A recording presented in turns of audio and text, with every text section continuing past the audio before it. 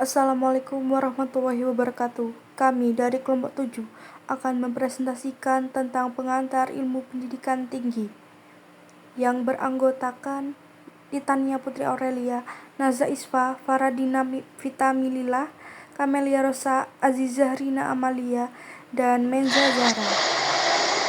Konsep pendidikan tinggi menurut Undang-Undang Nomor 12 Tahun 2012. Berdasarkan pasal 1 ayat 2, pendidikan tinggi adalah jenjang pendidikan setelah pendidikan menengah.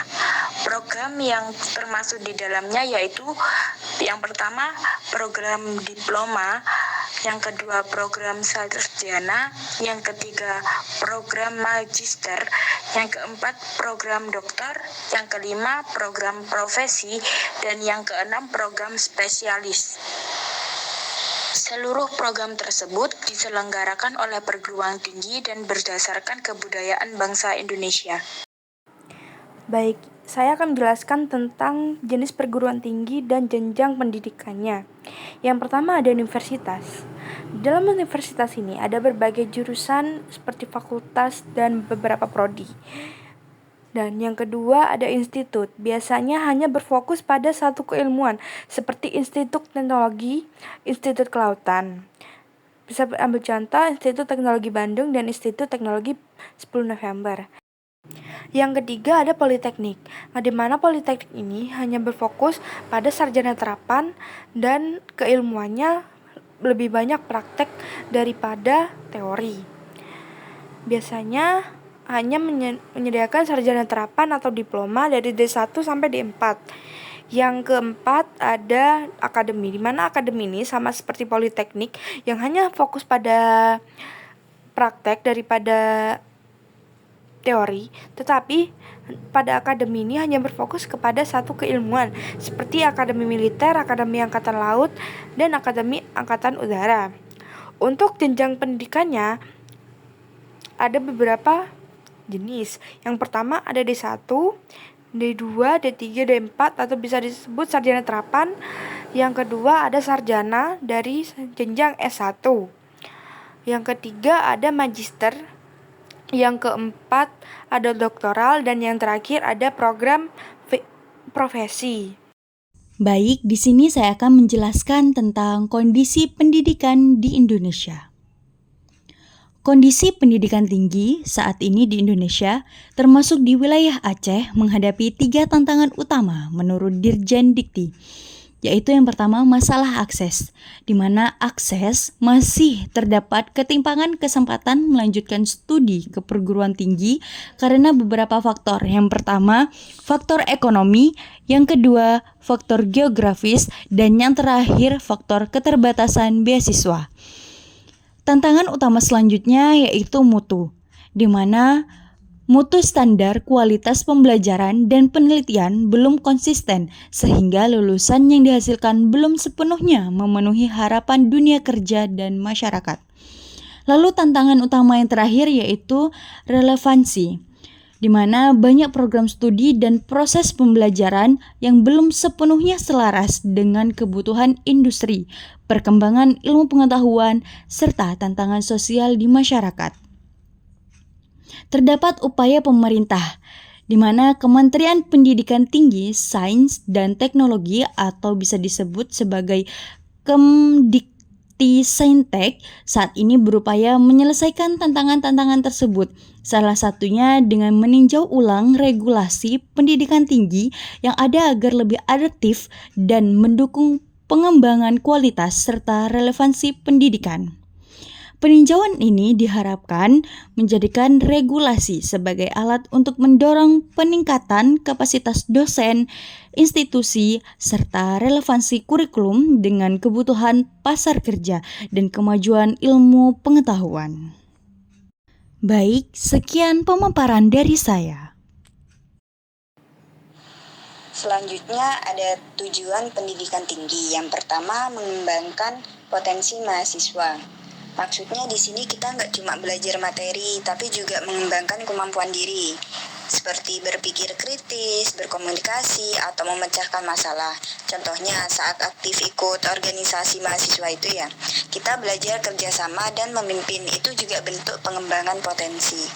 Lalu yang kedua, menghasilkan lulusan yang menguasai cabang ilmu pengetahuan dan teknologi. Artinya setelah lulus kita diharapkan benar-benar paham ilmu yang dipelajari. Contohnya kita ambil jurusan keguruan ya. Nanti setelah lulus harus bisa menerapkan ilmunya di sekolah.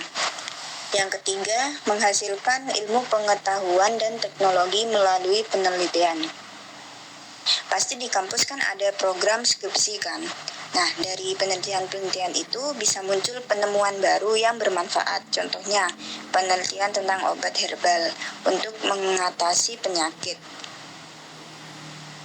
Nah, kalau di keguruan misalnya kita menemukan penemuan metode pembelajaran yang baru. Nah, yang terakhir, mewujudkan pengabdian kepada masyarakat berbasis penalaran dan karya penelitian. Ini mendorong kita untuk mengabdi pada masyarakat. Contohnya, setelah melakukan penelitian, hasilnya bisa langsung diterapkan di masyarakat seperti penyuluhan, pengabdian desa, program pengajaran, dan masih banyak lagi. Kita akan membahas tentang tantangan dan solusi kreatif pada pendidikan perguruan tinggi. Kita bahas dari tantangan terlebih dahulu. Yang pertama, ada kurikulum kurang responsif terhadap perkembangan zaman.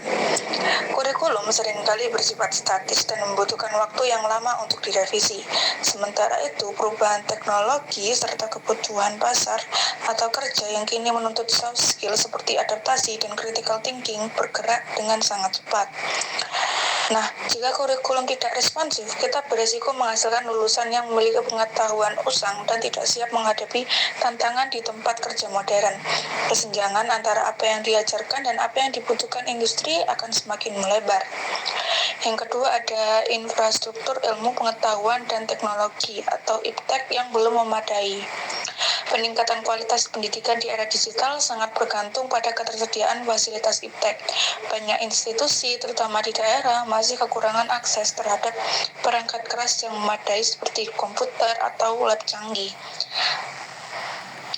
Lalu, jika keterbatasan infrastruktur itu menghambat penerapan metode pembelajaran, hal ini menciptakan disparitas atau kualitas pendidikan yang besar antara wilayah yang memiliki fasilitas lengkap dan yang masih tertinggal. Yang ketiga, ada kompetensi digital dan kreatif yang perlu ditingkatkan secara signifikan. Tantangan ini tidak hanya tertuju pada siswa, tetapi juga pada tenaga pendidik dan staf.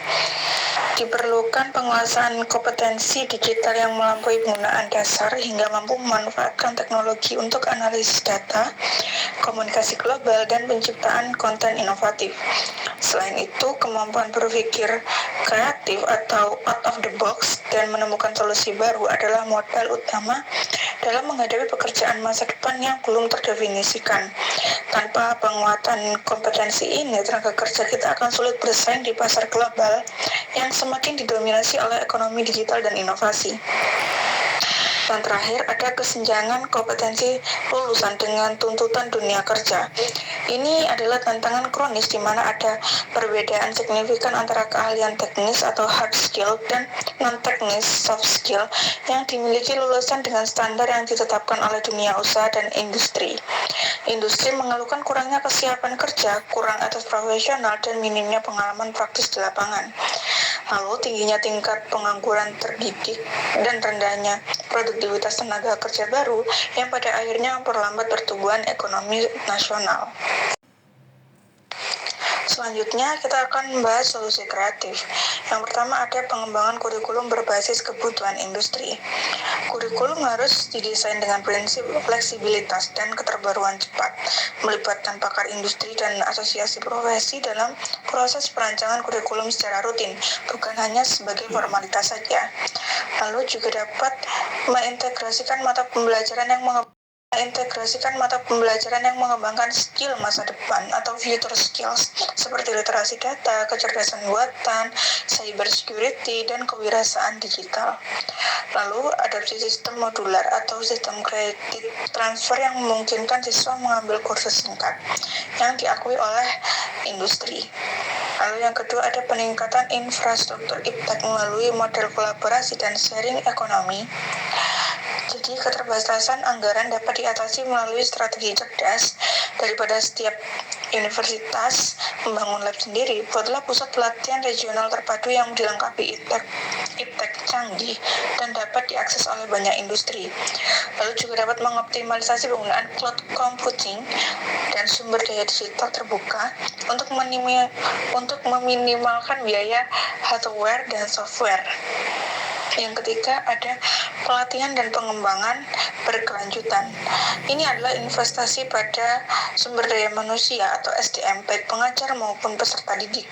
Diselenggarakan program sertifikasi ulang kompetensi digital bagi guru atau dosen, lalu juga melibatkan mereka dalam workshop yang fokus untuk pedagogi digital atau cara mengajar menggunakan teknologi dan cara memicu kreativitas mahasiswa. Juga tanamkan pembelajaran proses berbasis proyek atau PBL dan tantangan nyata yang memaksa siswa menggunakan kemampuan berpikir kreatif dan digital untuk memecahkan masalah kompleks. Yang keempat atau yang terakhir ada kerjasama intensif dengan industri untuk sinkronisasi kompetensi. Hubungan antara institusi pendidikan dan industri harus bersifat kemitraan strategis, bukan hanya insidental. Terapkan juga program magang yang panjang dan terstruktur di mana bobot kreditnya setara dengan mata kuliah utama dan bukan hanya sekedar kunjungan lapangan.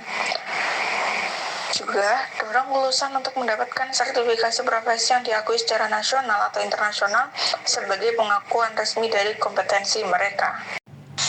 Pendidikan menurut Ki Hajar Dewantara.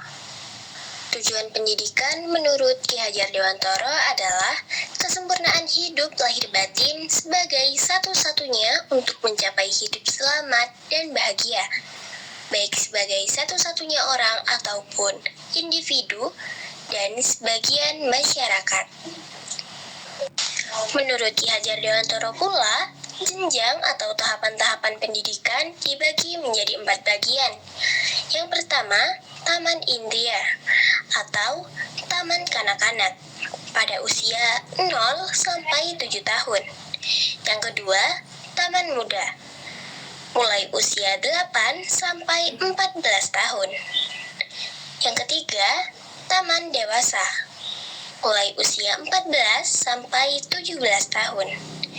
Dan yang terakhir adalah sarjana wiyata atau taman pamong mulai usia 18 sampai 20 tahun.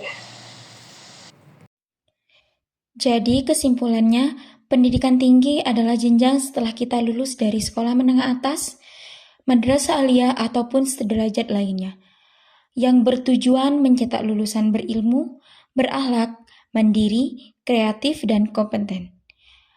Pendidikan tinggi terdiri dari universitas, institut, dan politeknik yang menjadi wadah pengembangan ilmu, teknologi, dan akhlak dengan sistem kurikulum nasional ataupun institusional, metode pembelajarannya yang modern, serta penjaminan yang mutu. Secara keseluruhan, pendidikan tinggi diarahkan untuk mencetak generasi unggul yang relevan dengan zaman dan bermanfaat bagi masyarakat serta dunia kerja. Mendata lebih dari 3 juta anak lulusan SMA tidak bisa melanjutkan pendidikan di perguruan tinggi.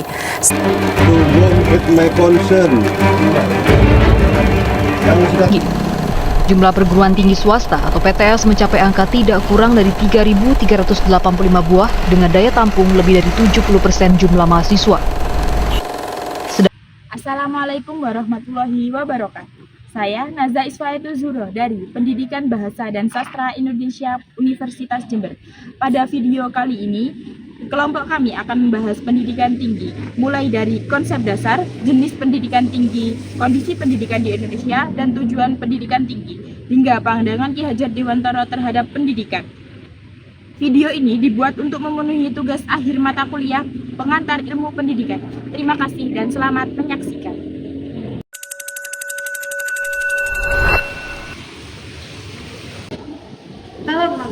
sini saya akan menjelaskan tentang konsep pendidikan tinggi. Jadi, menurut Undang-Undang Nomor 12 Tahun 2012, Pasal 1 Ayat 2, pendidikan tinggi adalah pendidikan yang ditempuh setelah menempuh pendidikan menengah yang mencakup sarjana, diploma, magister, profesi, dan spesialis. Semua ini diselenggarakan oleh perguruan tinggi di Indonesia berdasarkan kebudayaan bangsa Indonesia. Artinya, pendidikan tinggi bukan hanya tempat belajar ilmu, tetapi juga lembaga pembentuk karakter dan budaya bangsa. Lalu, saya juga akan menjelaskan jenis perguruan tinggi dan jenjang pendidikannya. Di sini, saya akan menjelaskan tentang 4 jenis perguruan tinggi yang ada di Indonesia. Satu, ada universitas, seperti Universitas Jember, Universitas Negeri Malang, dan Universitas Brawijaya. Lalu juga ada institut, contohnya seperti Institut Teknologi Bandung dan Institut Teknologi 10 November. Selanjutnya ada Politeknik, contohnya yang ada di sini adalah Politeknik Negeri Jember. Lalu yang terakhir ada akademi, contohnya Akademi Militer, Akademi Laut, dan Akademi Kepolisian. Lalu jenjang pendidikan yang tersedia meliputi diploma dari D1 sampai D4, sarjana, magister, doktor, dan profesi. Nah, di sini saya akan melanjutkan materi yang sudah dipaparkan sebelumnya. Saya akan melanjutkan materi tentang kondisi pendidikan tinggi di Indonesia saat ini menurut Dirjen Dikti. Kondisi pendidikan tinggi di Indonesia saat ini meliputi 3 tantangan utama. Yang pertama, akses. Belum semua masyarakat mendapatkan akses kesempatan kuliah. Yang kedua, mutu, kualitas dosen, fasilitas, dan proses belajar yang relevan. Yang ketiga, relevansi, kesesuaian antara dunia kampus dan dunia kerja. Kemendikbudristek saat ini sedang meninjau ulang berbagai regulasi untuk menjadikan pendidikan tinggi yang adaptif dan relevan. Selanjutnya, saya akan menjelaskan tentang tujuan pendidikan tinggi di Indonesia. Adanya tujuan pendidikan tinggi yaitu, yang pertama, mengembangkan potensi mahasiswa. Yang kedua, menghasilkan lulusan yang menguasai di bidang IPA, IPS, teknologi, dan bidang lainnya. Yang ketiga, menghasilkan penelitian yang berkualitas. Dan yang terakhir, melakukan pengabdian masyarakat berbasis pengalaman dan penelitian. Ini sejalan dengan kriteria perguruan tinggi. Baik, di sini saya akan menjelaskan tentang tantangan dan solusi kreatif pendidikan tinggi. Terdapat tantangan yang dihadapi pada saat ini, yaitu yang pertama, kurikulum yang belum responsif. Lalu selanjutnya yaitu infrastruktur iptek yang belum merata. Lalu keterampilan digital dan kreatif mahasiswa yang perlu ditingkatkan. Dan yang terakhir yaitu ketidaksesuaian lulusan dengan kebutuhan industri. Dan terdapat juga solusi yang sedang diupayakan pada saat ini. Yang pertama yaitu pengembangan kurikulum yang adaptif dan penguatan infrastruktur iptek. Lalu selanjutnya yaitu pelatihan teknologi dan kreativitas. Dan yang terakhir kerjasama dengan industri untuk menyelaraskan kompetensi lulusan. Baik, selanjutnya yaitu pandangan dari Ki Hajar Dewantara. Menurut Ki Hajar Dewantara menyatakan bahwa tujuan pendidikan adalah untuk kesempurnaan hidup lahir dan batin agar seseorang dapat hidup bahagia. Ia membagikan tahapan pendidikan menjadi 4. Yang pertama yaitu taman indera, yaitu dari usia 0 sampai 7 tahun. Yang kedua yaitu taman muda pada usia 8 sampai 14 tahun. Yang ketiga yaitu taman dewasa dari usia 14 tahun sampai 17 tahun. Dan yang terakhir sarjana wiyata dan taman pamong yaitu pada usia 18 sampai 20 tahun. Pandangan ini menekankan proses bertahap sesuai perkembangan dari peserta didik. Sekarang kami berada di lingkungan Universitas Jember untuk menanyakan pendapat beberapa narasumber mengenai pendidikan tinggi. Perkenalkan, nama saya Faliza Gun Anggraini dari Fakultas Ekonomi dan Bisnis Angkatan 2025. Baik, di sini saya akan menanyakan menurut kakak definisi pendidikan tinggi itu gimana?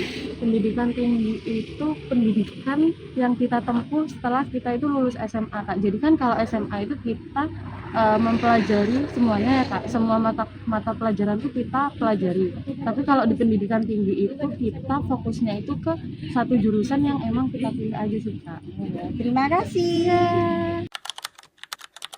Perkenalkan, nama saya Diani Arya Gitari, angkatan 2025, Fakultas Ekonomi dan Bisnis. Baik, Menurut kakak, apakah pendidikan tinggi di Indonesia ini sudah relevan dengan dunia kerja? Menurut saya, pendidikan tinggi di Indonesia ini belum relevan dengan dunia kerja karena lulusannya ini masih kuat di teori saja, tapi soft skill-nya itu belum berkembang. Nah, untuk pendidikan tinggi di beberapa kampus ini juga terkesan masih lambat untuk beradaptasi dengan kebutuhan industri yang cepat berubah. Baik, terima kasih Kak. Perkenalkan, nama saya Uul Septian Anggraini dari Fakultas Ekonomi dan Bisnis Universitas Jember tahun angkatan 2025. Baik, di sini akan saya menanyakan apa tantangan terbesar mahasiswa saat ini. Baik, beberapa tantangan mahasiswa sendiri itu yang pertama seperti academic pressure, karena sebagai mahasiswa baru di Universitas Jember, terutama Fakultas Ekonomi dan Bisnis, itu banyak sekali tantangan seperti mulai dari manajemen waktu. Itu yang saya alami sendiri seperti bagaimana kapan dan saya harus mengikuti lomba, kemudian kapan harus saya aktif di kelas, seperti itu. Kemudian yang kedua itu berkembangnya teknologi, karena kita sudah tahu sendiri ya, terutama AI itu sudah marak sekali digunakan oleh mahasiswa Universitas Jember. Dan itu menurut saya sejauh mana mahasiswa itu bisa menggunakan AI tersebut, kalau misalnya digunakan dengan baik, itu akan memberikan dampak positif untuk kita.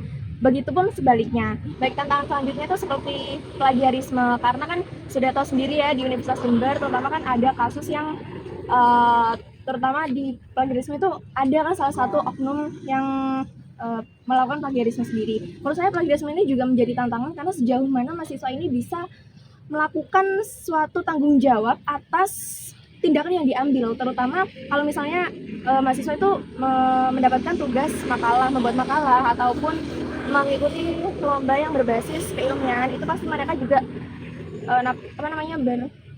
berkecimpung dengan hal-hal yang bersifat ilmiah. Jadi menurut saya plagiarisme itu juga harus dihindari untuk mahasiswa, terutama mahasiswa Universitas Jember. Baik, terima kasih atas jawabannya Kak. Sama-sama. Nama saya Nurjahani Juniata Rahayu dari FEB, Prodi Akuntansi Angkatan 25. Baik, bagaimana harapan kakak terhadap pendidikan tinggi ke depan?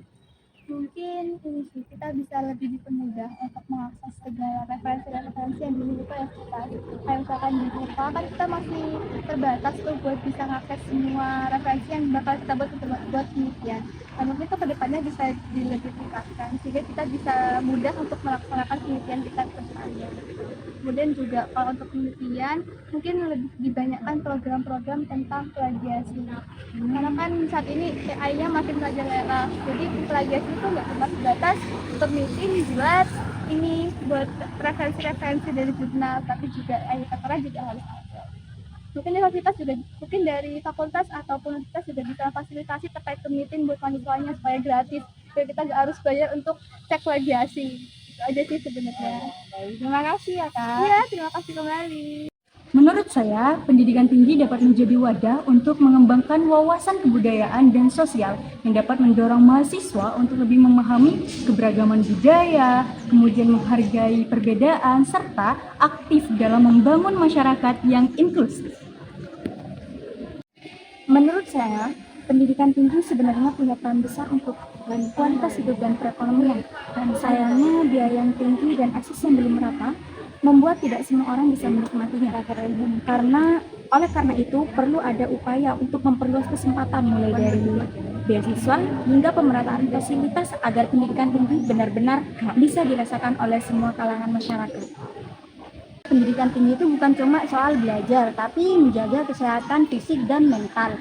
Tuntutan tugas, organisasi, tekanan akademik itu kan sering mempengaruhi kesejahteraan mahasiswa. Maka dari itu, kampus perlu menyediakan layanan konseling, fasilitas olahraga, serta lingkungan yang mendukung keseimbangan antara akademik dan kesejahteraan mahasiswa. Menurut pendapat saya, digitalisasi mempercepat proses pembelajaran, akses informasi lebih luas, metode pembelajaran lebih fleksibel, dan kerja kolaboratif lebih mudah. Namun, ada tantangan kesenjangan akses teknologi dan kemampuan literasi. Pendidikan tinggi harus menyiapkan mahasiswa agar mampu beradaptasi dengan dunia digital yang terus berkembang.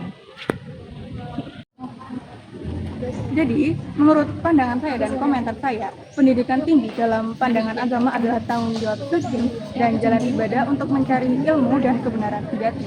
Kuliah bukan hanya untuk mencari karir atau mengembangkan karir, tetapi lulusannya juga wajib menggunakan pengetahuan yang didapatnya seperti sains, teknologi, dan seni sebagai amal saleh, yaitu untuk melayani masyarakat, menegakkan keadilan, menjaga etika, sehingga ilmu yang dibawa itu menjadi manfaat bagi kita semua.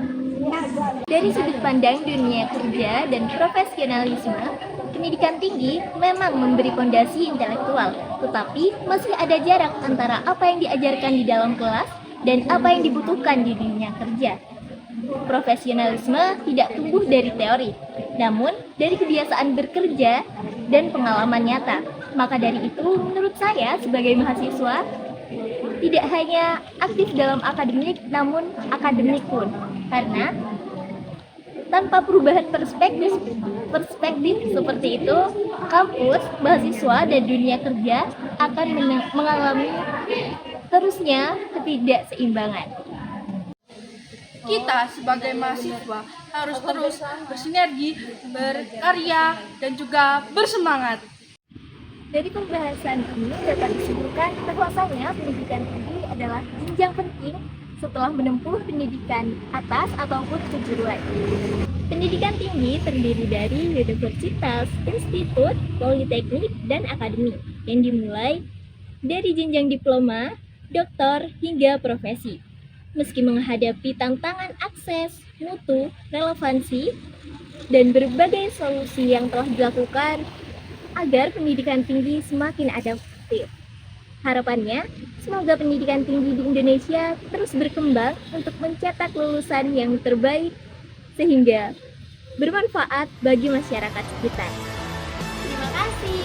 Terima kasih. Terima kasih. Terima kasih. Terima kasih. Dan terima kasih telah menyaksikan video kami.